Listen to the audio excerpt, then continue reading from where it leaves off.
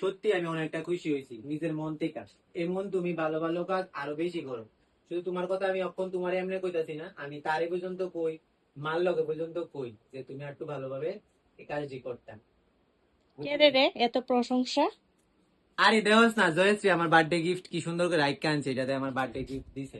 Wow, সত্যি খুব সুন্দর হয়েছে না জিনিসটা দেখতে, তাই যে নিজের মন খুব থেকে আসছে। সুন্দর হয়েছে এইটা জয়শ্রী। হয়েছে জয়শ্রী। এই জয়শ্রী আমার কাছে তো আয়ো, আমার কাছে আয়ো।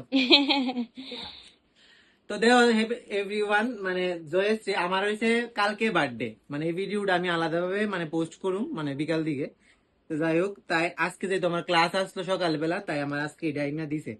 মানে আমার কাছে সত্যি অনেকটা ভালো লাগছে। তাই নিজের থেকে যে আমার লেগে এই জিনিসটা আসছে। আর যদিও আমার বার্থডে মান্থ আর কৃষ্ণ ঠাকুরের বার্থডে মান্থ এক মান্থেই, কারণ এটা আরো বেশি ভালো লাগছে। তাই দেখাই শুনি না কৃষ্ণ ঠাকুরটা এক আনছে। আর এদিকে লেখছে হ্যাপি বার্থডে স্যার, আর এদিকে লেখছে তার সিগনেচার।